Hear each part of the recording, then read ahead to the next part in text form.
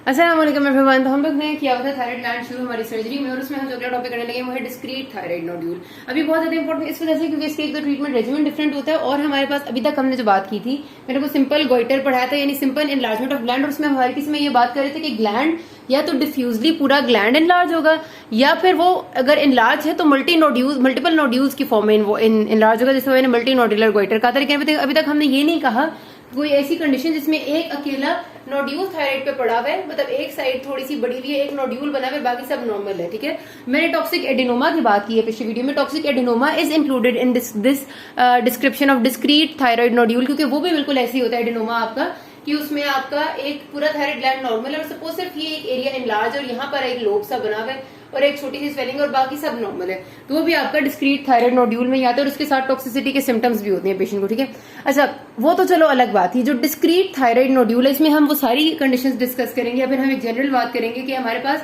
कोई भी ऐसी चीज जिसमें थायराइड ग्लैंड बाकी, या तो सारा ग्लैंड बिल्कुल इम्पैल्पेबल है, मतलब ये कि आपका जो बाकी ग्लैंड है वो नॉर्मल है, एक स्वेलिंग एक कोने में बन गई है, या फिर जो बाकी सारा ग्लैंड है उस पे माइल्ड नोडुलैरिटी है, यानी छोटे छोटे से, जिस तरह आप समझ लेना कि रेत के दानों की तरह के छोटे छोटे से नोड्यूल्स हैं जो बिल्कुल आपको फील हो रहे हैं कि जैसे हल्का सा कुछ है, बिल्कुल स्मूथ नहीं है, लेकिन कोई उस तरह वाली मल्टीपल नोड्यूल्स नहीं है जैसे हमने पहले पढ़े थे। ठीक है, तो इस तरह की कंडीशन को हम कहते हैं कि डिस्क्रीट थायराइड नोड्यूल है। अब डिस्क्रीट थायराइड नोड्यूल में जो मैंने भी आपको दो बातें बताई है कि अकेला नोड्यूल हो और बाकी सारा ग्लैंड इम्पैल्पेबल हो, बाकी सारा ग्लैंड बिल्कुल नॉर्मल हो, उसको हम नहीं पैल्पेट कर सकते, और सिर्फ एक नोड्यूल पैल्पेट कर सकते हैं, उसको हम कहते हैं सॉलिटरी थायराइड नोड्यूल। ठीक हो गया। और अगर हमारे पास ये हो कि आपके पास जो एक नोड्यूल है वो पैल्पेबल है, बहुत बड़ा सा है, छोटा मतलब एक लोब या एक कोई हिस्सा बहुत बड़ा हुआ है हमें नजर आ रहा है और हम पैल्पेट कर रहे हैं, और बाकी सारा जो ग्लैंड है वो थोड़ा थोड़ा सा पैल्पेट हम कर सकते हैं, मतलब थोड़ा थोड़ा सा वो हमें लार्ज लग रहा है, लेकिन एक नोड्यूल अलग से बहुत बड़ा है, और या फिर वही कि वो जो बाकी सारा ग्लैंड वो बिल्कुल माइल्ड सी नोडुलैरिटी में है, लेकिन एक जो है वो बहुत बड़ा पोर्शन है, उसको हम कहते हैं डोमिनेंट थायराइड नोड्यूल।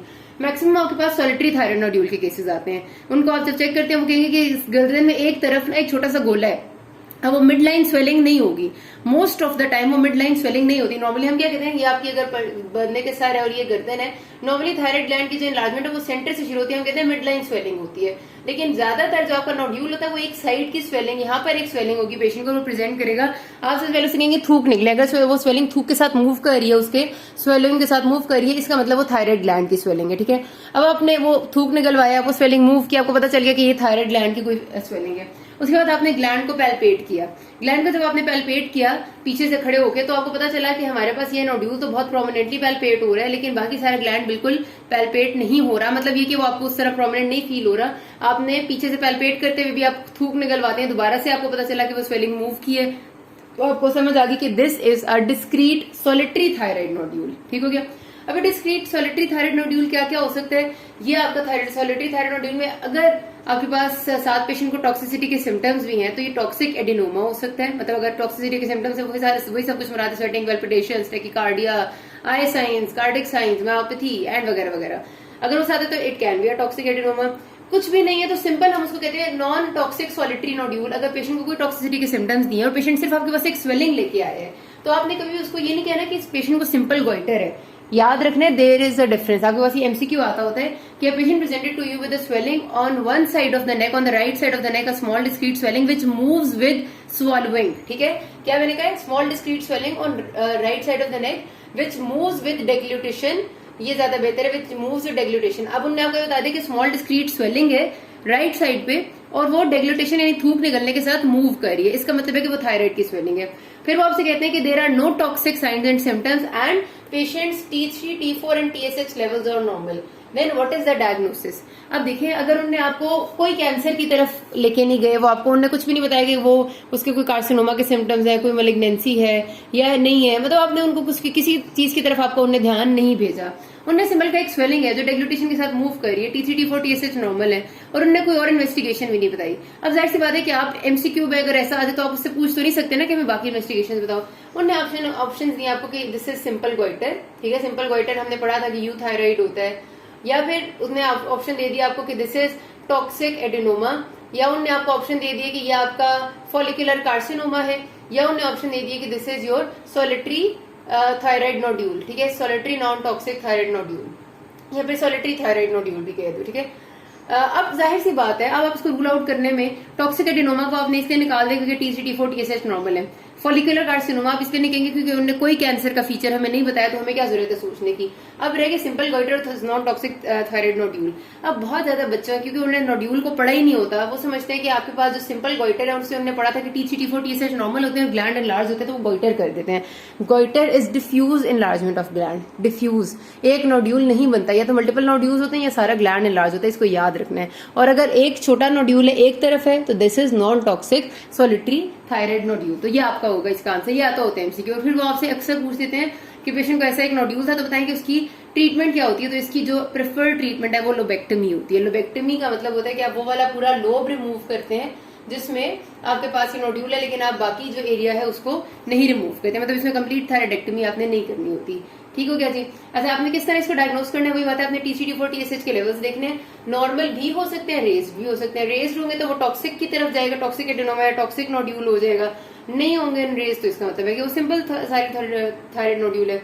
अच्छा, यहाँ पर आपने वो रेडियो आयोडीन स्कैन जरूर कराना होता है, इस वजह से क्योंकि आपने देखना होता है कि ये नोड्यूल वार्म नोड्यूल है, कोल्ड है या हॉट नोड्यूल है। क्योंकि अगर वही बात है कि अगर वो आयोडीन सारी ले लेगा और ज्यादा ले लेगा और बाकी सारा ग्लैंड आपका नहीं ले पाएगा, क्योंकि जब एक नोड्यूल बहुत हाइपर फंक्शनिंग होता है ना, तो बाकी सारे ग्लैंड की जो T3T4 की प्रोडक्शन और TSH उधर आके TSH का एक्शन वो खत्म हो चुका होता है, क्योंकि एक नोड्यूल ही T3T4 इतना ज्यादा बना रहा होता है कि बाकी हमारा TSH सप्रेस हो जाता है। और TSH सप्रेस हो जाता है तो हमारे पास ये वाला जो ग्लैंड है ये T3T4 नहीं बनाता, जो बाकी नॉर्मल ग्लैंड है। तो आपके पास सारी आयोडीन, जब हम रेडियो आयोडीन देंगे वो सारा का सारा हमारा यही ले लेगा और बाकी ग्लैंड सारा ले गए, उसको हम कहते हैं हॉट नोड्यूल। फिर मैंने बताया था कि वार्म नोड्यूल वो होता है जिसमें जो आयोडीन उतनी ही ले, रेडियो आयोडीन जितनी बाकी ग्लैंड ले रहा है, यानी कि it is normally functioning as normal gland.